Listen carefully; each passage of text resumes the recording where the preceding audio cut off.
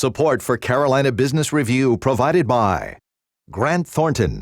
Operating in more than 100 countries, our tax, audit, and advisory professionals specialize in helping companies unlock their growth potential.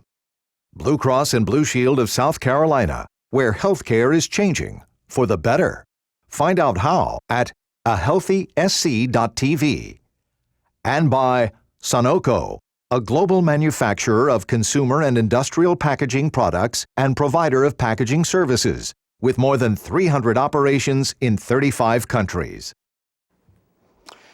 For all of the criticism that they've taken in the last 2 years, the Republican majority in North Carolina has certainly done this one good turn for education.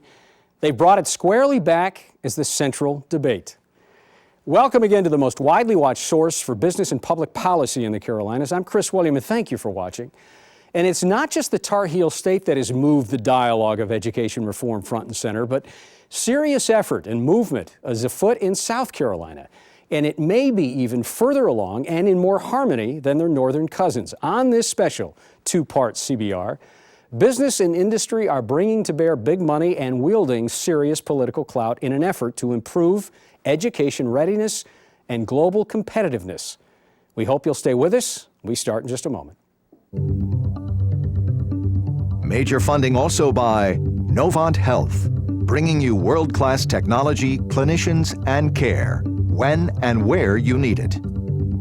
The Duke Endowment, a private foundation enriching communities in the Carolinas through higher education, healthcare, rural churches, and children's services. And by Blue Cross and Blue Shield of North Carolina. Who's responsible for rising healthcare costs? Join us and many others in a candid discussion at letstalkcost.com.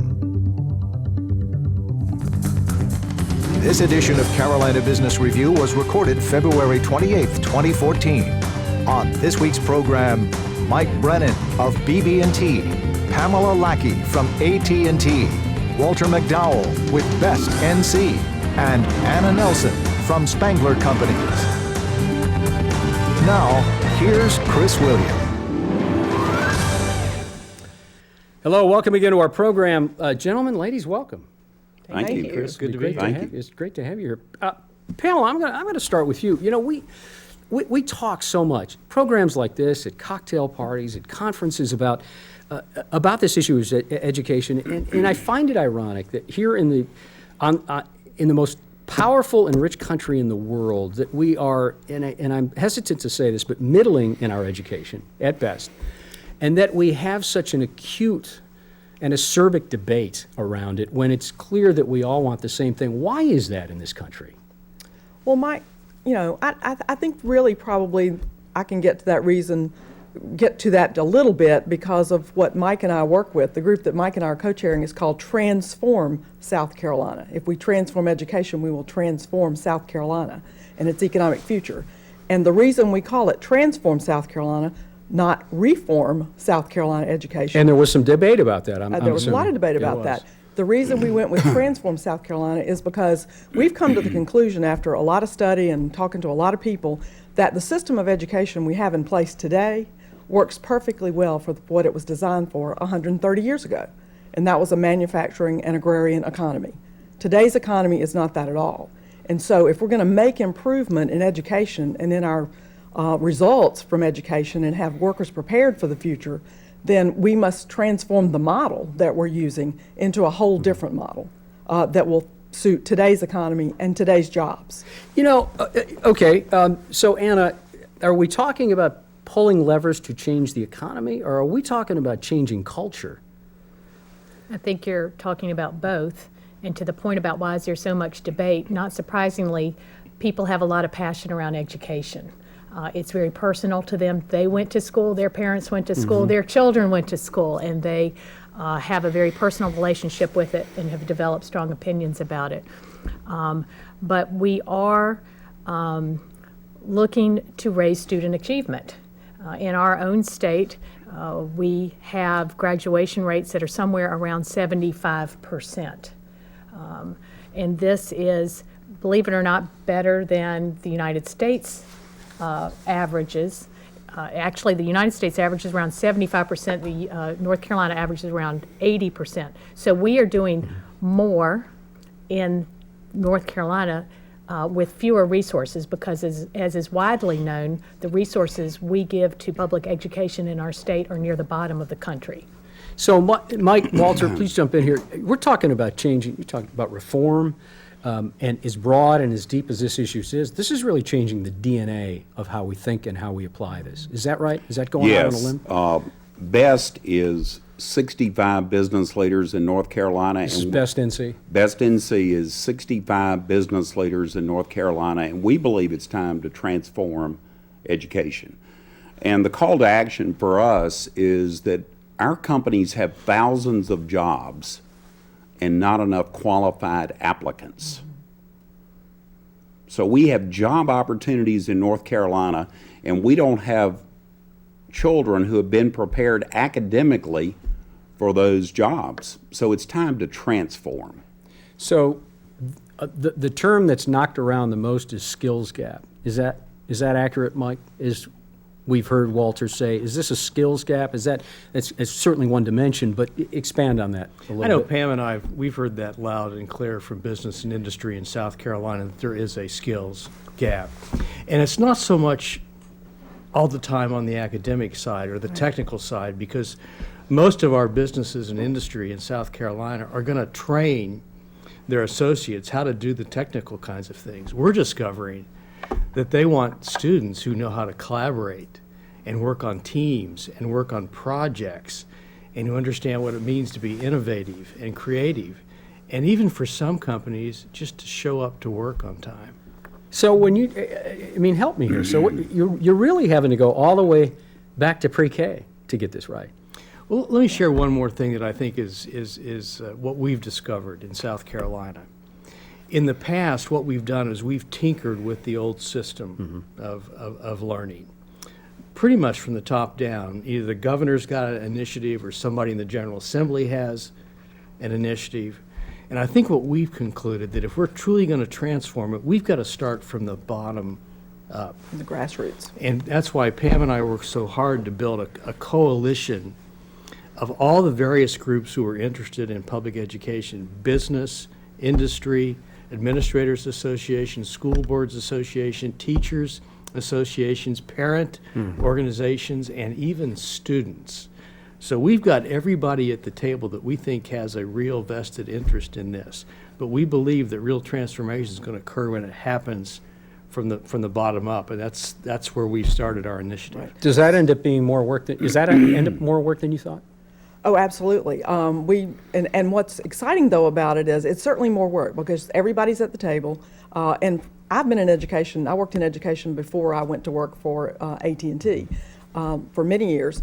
And this is the first time in my career, and I've heard several people say this in my lifetime, that everybody's at the table and everybody agrees in South Carolina that we've got to address this issue.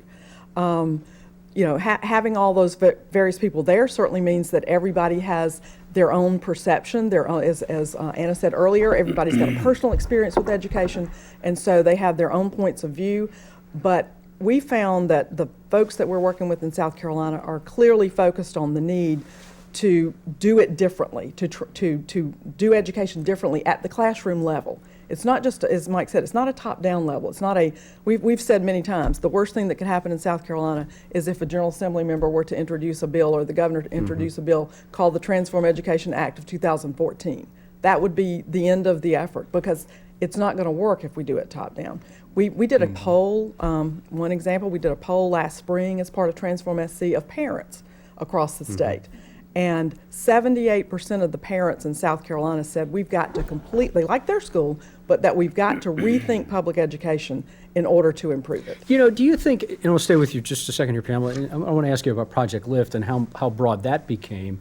You talk about having to do more work than you expected, but Pamela, is this one of those issues where, I don't like Congress, but my congressperson's okay. Is this how it works in the schools? I don't like the system, but my school seems to be working. Well, what this poll showed, Mike, was that the parents do like, they like their child's school from an emotional standpoint, but that they also recognize that that the schooling that their children were getting was not going to prepare them for the jobs that they already see in the workplace. They know that they don't sit in rows and have their manager stand in front of them and tell them exactly what to do each day, and then they have to go do it in that manner and bring it back. They realize that in their own workplace, they sit around with colleagues and they access information via the technology. They bring resources to the table to solve a problem, a real world problem, and then they have to communicate what the solution to that problem should be.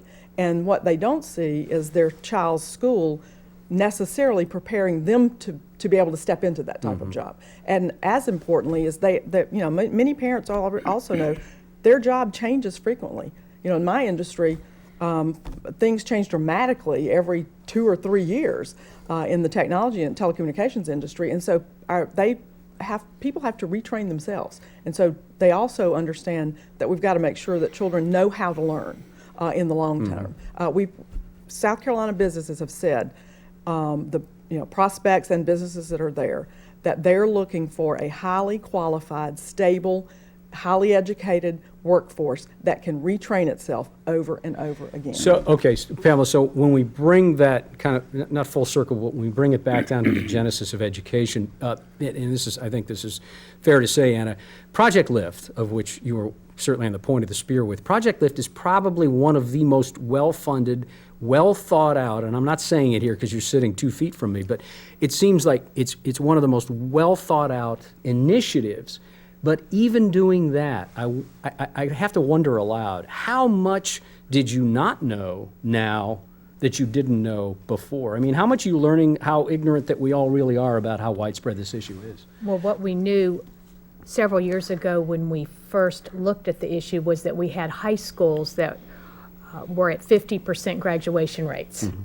And we had several of those in our midst, and that's not unique to Charlotte. That's across the country. So that was just a bald fact that we knew was not economically sustainable for our local economy or state or national economy. You cannot afford to have 50% of your human resources go to waste. Right. And in this day and time, having someone not graduate from high school is not only a personal catastrophe, but it is an economic catastrophe for our communities. So we said, what can we do about that?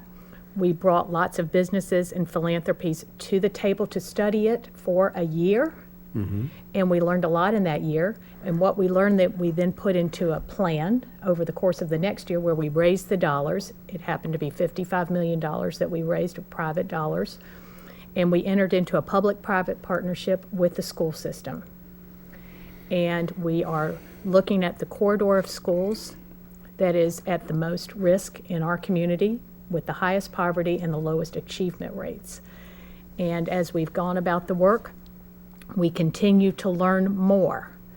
And we realize the work is harder than we ever thought it could be. We have increased appreciation for the principals. We have increased appreciation for the teachers when you learn how difficult their job is. And of course, we're focused on the achievement gap. And to be sure, there are many schools in our midst that are achieving at the top of the charts. They are excellent. Nothing much needs to be reformed about them or changed about them. So they're not in the L.I.F.T experiment. They're not in the L.I.F.T experiment, but we should be careful when we talk about schools that there are different schools with different capabilities, and that we should not be criticizing in any way some of these schools that are already at the top of the charts. They are at the top of the charts internationally, schools that are not far from here. And yet there are schools also not far from here that are performing at the bottom of the charts. And those are the schools that Project L.I.F.T is focused on. I want to ask you, is Project L.I.F.T scalable? Could you? That was the basic promise and premise of Project L.I.F.T, was that after 5 years we would take the lessons learned and apply them more broadly across the Charlotte-Mecklenburg schools, and, if feasible, more broadly across the state. And as such, the leadership in Raleigh is keeping close communication with us about what is working and what is not. Charlotte-Mecklenburg Schools is obviously in day-to-day partnership with us, and they are already working to roll out some of our successes. They're not waiting until year 5. They're taking some of our learnings and applying them immediately. You know, Walter, I want to ask you, coming off of that, is business and industry really prepared to peel back all the layers of the onion and find the ugly truth, whatever they may be? I don't know how else to call it that, but you think business and industry has the capacity to say, this is a much bigger job than we thought, but that's okay. We're all in and we're going to get to it. And how do you articulate what that sense is? The businesses in North Carolina, particularly the 65 companies that have joined our best effort, do believe that now is the time. Success in public education is a shared responsibility. It's the parent and the student and the teacher and the community and the business all working together to transform public education. The heavy lifting has to be done because the vitality of our economy and the vitality of our company depends on getting it right in public education. I want to add a little wrinkle here is that education begins at birth. And perhaps one of the great failings in this country and other countries is what happens to children during the first 2,000 days of their lives? Because all the research would indicate that that's going to determine whether they are successful academically or not. So we are preoccupied with Direct benefit? Is it a direct kind of cause effect? Absolutely. Absolutely is, who is this child? Who are their parents? What's going on in the home? Are there books in the home? Is the child being spoken to? But the development that the child experiences during the first 2,000 days will predict whether they are successful academically or not. So we are preoccupied with K through 12 or community colleges. What we really need to add to the equation is what's going on in the first 2,000 days, and what does the community need to do to support those parents and those children so that when they come to kindergarten, they're ready to learn. The research, I'm sorry. Walter couldn't be more on target, because one of the learnings we had is that the children who came into the most at-risk schools, the most at-risk population, was already 2 years behind by the time they crossed the door of their first day of kindergarten, if they had not had quality early child experience. So it's almost impossible for them to ever catch up. So No, go ahead. I was going to add the Please. research we've seen. That's right. And we do have a birth to pre-K initiative in South Carolina as part of New Carolina too. Mike and I work with the K-12 initiative, Transform SC. But the research we've been shown is that they do get so far behind if they don't have that quality experience, particularly in language development, being read to, et cetera, and talked with, that it can be overcome, but it's so expensive to overcome that you're much better off from an economic standpoint if you address it early and first. Chris, you may be aware of this, but Anita Zucker in Charleston, the CEO of Intertech, is working on an initiative in Charleston called Cradle to Career. Which is just to get at what you just addressed, Walter. And I don't know how well you know Anita, but if Anita's going to do something, it's going to be done right, and she's going to stick with it until the task is done. And that's encouraging to see that kind of work going on also. Well, she's been on this program talking around that issue, but not directly to it. So this is really compelling. So you've got, so you've got business and industry, and you've got some policy leaders, and identifying this whole issue of even, the first 2,000 days as you said, Walter. But my question is, how do you impose, just say it this way, how do you tell people how to parent? Because that's what it comes down to. And let me say it under this circumstance. We had Nurse Family Partnership on this program talking about these issues, and they struggle with that, and their sole focus is to get first-time mothers doing a lot of the right things to head a lot of these off. So is this a co-initiative with programs like that? How do you do that? Can I address it? Go ahead, Pam. Go ahead, I was just going to say that if we improve the system of education overall, and students and children are achieving at higher levels within that system of education and see more relevancy to their own personal lives and their own personal passions in the education that they receive, let's say in the K-12 system, then we'll find that more people, more parents, more mothers and fathers who may not have that ability to address their child will be able to do that, because and oftentimes what you're talking about are the parents of these children are the parents who dropped out of school, who did not get a good education, did not see relevance of that education to their own lives and how it was going to help them achieve a better life, be successful in their career and as a parent and a citizen. So all of these things, yes, it's very complicated, and it's also much more challenging than we all, probably wanted it to be when we started on this effort. But it's essential for us to address all these issues, because as we improve each part of the system, then those very same people that we're talking about helping now in a one-on-one with those parents will be more successful, because their educational experience will have been more successful. Walter, go ahead. Chris, as you know, I live in Winston-Salem, and we launched a Cradle to Career initiative in Winston-Salem about a year ago. And we're doing the nurse family partnership. So a nurse is knocking on the door of an expectant mother saying, "We understand you're expecting a child. May we help you? And it's free. We will transport you to the clinic. We will make sure that you are properly fed. We will help you have a healthy baby, and then we will stay with you 6 months after birth." All you can do is offer. But what we found is most of those mothers say, "Please come help me. I want to do the best for my child." One other thing we're experimenting in Winston-Salem is the Winston-Salem Foundation has funded a family engagement program, and they pay for school social workers to visit in the home of every kindergarten child to see if they can encourage that parent to become involved when their child enters kindergarten. So I think there's so many things, Project L.I.F.T, there's so many things the community can do to help our educators deliver better outcomes. Mike, we have about 2 minutes left. Believe it or not, it goes that by when you really start digging into things. So as we find out more and more about what needs to be done and the pathways and the connections, do you think business and this is a question I asked before, do you think business has the certainly the capacity, but do they have the appetite as they find out that this is a tougher thing that maybe even they thought?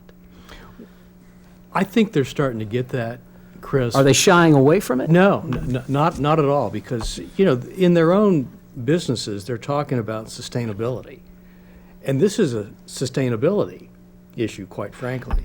And the other thing we're all starting to recognize is this is going to take a long time. It may take a generation to transform education in North and South Will Carolina. it put us farther behind other countries? Not necessarily.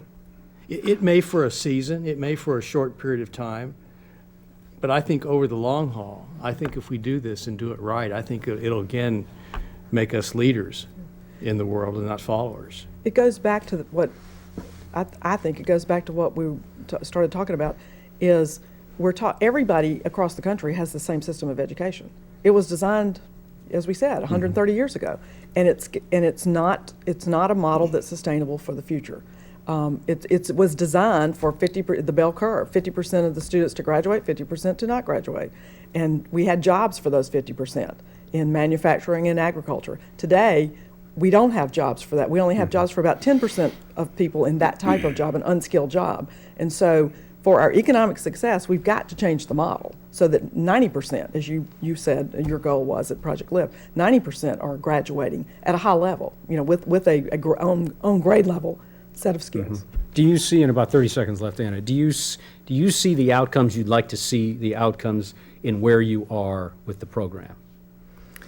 We are optimistic because we're seeing strong early indications of progress, but to your point, it will take years, and that's why we've given ourselves at least 5 years to measure ourselves. But we are seeing reduced absenteeism, reduced incidents of behavior, and we saw a 15% increase in graduation rates in the first year. So we were very encouraged. Encouraging. And we'll leave it on that. That's probably a good place to leave it. We're going to continue part 2 next week on this program, just scratching the surface on education in the Carolinas Join us again next week. If you have any comments or suggestions, go to carolinabusinessreview.org. Watch the program, make comments. Until next week, I'm Chris William. Thank you. Good night.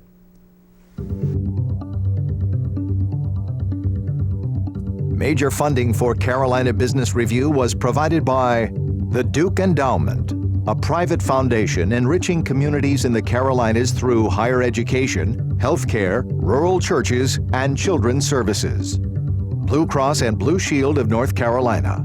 Who's responsible for rising healthcare costs? Join us and many others in a candid discussion at letstalkcost.com. Grant Thornton, operating in more than 100 countries, our tax, audit, and advisory professionals specialize in helping companies unlock their growth potential.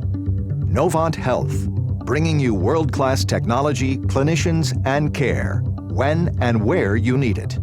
Sunoco, a global manufacturer of consumer and industrial packaging products and provider of packaging services, with more than 300 operations in 35 countries. Blue Cross and Blue Shield of South Carolina, where healthcare is changing for the better. Find out how at ahealthysc.tv. And by viewers like you. Thank you. Promotional consideration provided by Business North Carolina Magazine. For more information, visit carolinabusinessreview.com.